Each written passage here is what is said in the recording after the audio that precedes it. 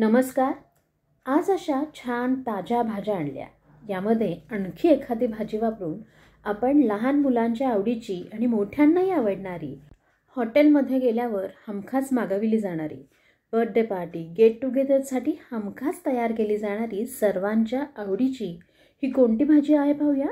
अगदी बरोबर, पाव पाहिल्यावर आपल्या लक्षात आलंच असेल। आज आपण तयार करणार आहोत पावभाजी।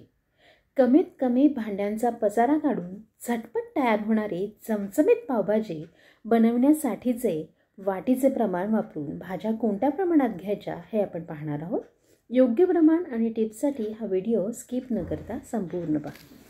कोणताही खाद्यरंग, प्रिझर्वेटिव्ह काहीही न वापरता अगदी घरातल्या उपलब्ध आणि क्वालिटी साहित्य वापरून केलेली ही पावभाजी। त्यासाठी लागणाऱ्या या भाज्या पहिल्यांदा आपण छान बारीक कट करून घेऊयात। त्यासाठी कांदे लागणार आहेत आपल्याला। साधारणतः 5-6 कांदे घेतलेत, म्हणजे एक मोठा बाउल कांदा आपण बारीक चिरून घेणार आहोत। फ्लॉवर आपण इथे एक बाउल घेणार आहोत। फ्लॉवरचे तुरे आपण जास्त प्रमाणात घेणार आहोत आणि हे फ्लॉवरचे तुरे आपण कोमट पाण्यामध्ये थोडा वेळ ठेवून देणार आहोत। अशा रीतीने हे फ्लॉवर आपण एक बाउल घेतलेला आहे। त्यानंतर 2 सिमला मिरची बारीक कट करून घेणार आहोत। आणि आजची ही रेसिपी आपल्याला आवडली तर आपल्या चॅनलला सबस्क्राईब करा आणि बेल आयकॉनला क्लिक करा, म्हणजे नवीन येणाऱ्या रेसिपींचं नोटिफिकेशन सगळ्यात आधी आपल्याला मिळेल।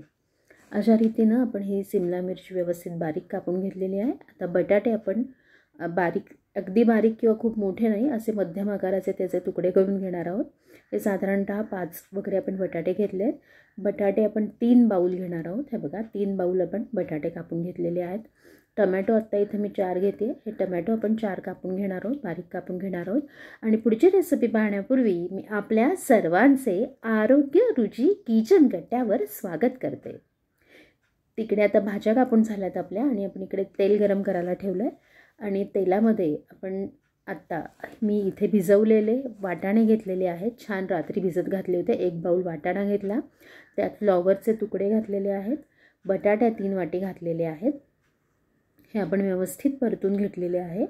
आणि आता यामध्येच आपण टमॅटो एक घातलेला आहे। मी आणखी एक टमॅटो घेतला आणि तो कापून यामध्ये घातलेला आहे। यामध्ये आता आपण अर्धा चमचा लाल मिरची पावडर घालून घेऊयात आणि हे सगळं व्यवस्थित मिक्स करून घेऊयात। आणि आता यामध्ये पाणी घातलेलं आहे, गरम पाणी घातले। साधारणतः या भाज्या भिजतील एवढं आपण गरम पाणी घालून घेतलेलं आहे। खूपही पाणी नाही घालायचं, म्हणजे नाहीतर ते मॅश व्हायला त्रास होतो। तिकडे आता कुकर लावून आपण त्याच्यात 5 ते 6 शिट्ट्या काढूयात, कारण की त्यामध्ये आपण सुका वाळलेला जो वाटाणा आहे तो भिजत घालून घेतला। शिट्ट्या होतात तोवर इकडे कढई गरम करायला ठेवली, त्यात बटर घेतलं, तेल घातलं बटर जळू नये म्हणून। आणि ते गरम झाल्यावरती त्यात सिमला मिरची घालून घेतलेली आहे आणि ती परतून झाल्यावरती छान थोडीशी शिजल्यावरती त्यात आता हा कांदा घातलेला आहे 1 बाउल। आणि आता हे झाकण ठेवून देते मी थोडंसं व्यवस्थित शिजायला। हे बघा, साधारणतः 3-4 मिनटाची वाफ काढल्यावरती हे शिजलं आहे थोडंसं, तर मी मॅश करून घेते। अशा पद्धतीने आपण ते मॅश करून घ्यायचं आहे। आणि आता यामध्ये आपण हिंग, हळद आणि थोडासा लाल मिरची पावडर घालूयात, म्हणजे आपल्या पावभाजीला छान रंग येणार आहे। आपण कुठलाही आर्टिफिशियल रंग इथे वापरणार नाही आहोत। आणि इथे 1 बाउल टमॅटो जे आपण मगाशी कापले होते मी ते फिरवून घेतले आणि तेही घातले। टमॅटोची प्युरी आपण अर्धी वाटी आणि अर्धी टमॅटोचे असे काप घातलेत तरीही चालतील। तेही आपण एकदा छान 4 वगैरे मिनटाची वाफ काढून वाफवून घेतलेले आहेत। व्यवस्थित परतून घेतो आहे आपण ते। आणि त्यामध्ये आपण आलं, लसूण आणि थोडीशा मिरच्या यांची जी पेस्ट आहे ती साधारण 2-2.5 चमचे घालून घेतलेली आहे। तेही नीट शिजावी, आलं लसणाची पेस्ट म्हणून एक वाफ काढून घेतलेली आहे। आणि आता सगळं आपण स्मॅश करणार आहोत, पुन्हा एकदा मॅश करून घेते मी। एकदम बारीक ती कांदा इव्हन आपल्या सिमला मिरची आहे ती बारीक झाली पाहिजे। त्यानंतर यामध्ये आपण 2.5 चमचे पावभाजी मसाला घालून घेतलेला आहे। पावभाजी मसाला घातल्यावर त्याचा एक वेगळा सुगंध घरभर पसरलेला आहे। आणि पुन्हा एकदा आपण छान वाफवून घेणार आहोत। इकडे कुकरच्या आपल्या चांगल्या 6-7 शिट्ट्या झालेल्या आहेत। कुकर गार करून घेतला आणि हे बघा, यामध्ये जे पाणी आपण कमीच घातलं होतं ते काढून घेतलेलं आहे। रेसिपी आवडल्यास आपल्या चॅनलला लाईक करा, सबस्क्राईब करा आणि शेअर करा। हे व्यवस्थित आपण मॅश करून घेतलं आहे। आणि आता आपण पुढचं हे बघा, आपला तोवर इकडे छान वाफ बसलेली आहे। कांदा, सिमला मिर्च, मसाला आणि वाटण आपलं छान एकजीव झालेलं आहे. ते पुन्हा एकदा आपण मॅश करून घेऊया. जेवढं आपण छान मॅश करू तेवढी आपली पावभाजीची चव आणखी वाढते. हे बघा, आणि आपण मॅश केलेल्या बाकीच्या उरलेल्या भाज्या होत्या त्याही आता यात घालून घेणार आहोत. हे व्यवस्थित आपण मिक्स करून घेणार आहोत. पुन्हा एकदा हे सगळं मिक्स झाल्यावरती आपण मॅश करतोय, कारण की जेवढं आपण छान मॅश करू तेवढी छान भाजीला एकजीव होणार आहे. आणि आता ह्याच्यात मी बटर घालून घेतलेलं आहे आणि थोडंसं बटरवरती पावभाजी मसाला घालून घेते. आपल्या घरात लहान मुलं खाणार असतील तर आपण त्याप्रमाणे पावभाजी मसाला वापरावा. 2-2.5 चमचे खूप झालं. इथे पाणी घालून घेतलेलं आहे. जे मगाशी आपल्या भाज्यांमध्ये होतं ते पाणी काढलं होतं ते घातलेलं आहे पहिल्यांदा, आणि आणखी थोडंसं पाणी लागणार आहे तेही घातले. आपण इथे गरम पाणी वापरलेलं आहे. पावभाजी आपल्याला कशी घट्ट, किती घट्ट हवी आहे, पातळ हवी आहे त्याप्रमाणे करावी. ही साधारण आपण हे बघा अशा एवढ्या कन्सिस्टन्सीला ठेवली आहे. त्यात मीठ घालून घेतलं चवीनुसार.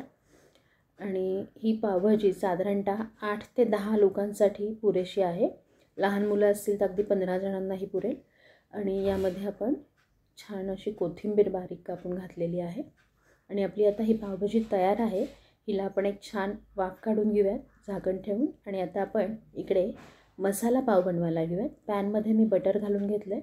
त्याच्यावरती लाल मिरची पावडर, थोडंसं मीठ आणि कोथिंबीर घालून घेतली आहे. बटर मेल्ट झालं आहे, त्यावरती पाव घालून आपण पाव छान भाजून घेऊयात. आणि आता दुसऱ्या बाजूने पाव भाजून घेतले, त्याला बटर लावूयात. बटर आपण आपल्या आवडीनुसार लावू शकता, कमी जास्त. अशा रीतीनं हे आपले मसाला पाव छान तयार झाले. असे छान कुरकुरीत आपण मसाला पाव आता प्लेटमध्ये काढून घेऊयात. आणि अशा रीतीनं आपली ही पावभाजीची प्लेट तयार आहे. कोथिंबीर, कांदा आणि गरमागरम अशी ही पावभाजी, चमचमीत पावभाजी अगदी हॉटेलच्या तोडीची झाली. त्यावर आपल्या आवडीनुसार बटर घालून घ्यायचं आणि ही पावभाजी तयार आहे. आपणही नक्की बनवून पहा आणि आपला अभिप्राय मला कमेंटमध्ये कळवा. हॉटेलच्या तोडीची असली तरी पौष्टिकता आपण घरी बनवलेल्या भाजीचीच आहे. त्यामुळे आपण ही पावभाजी नक्की बनवा आणि आपला अभिप्राय कमेंटमध्ये नक्की कळवा. तर आजची ही यम्मी पावभाजी आपल्यालाही नक्कीच आवडली असेल तर पुन्हा भेटूया अशा छान छान रेसिपींसह. तोवर आनंदी राहा, आरोग्यदायी आणि रुचकर खा आणि पाहत राहा आरोग्य रुची किचन कट्टा. धन्यवाद.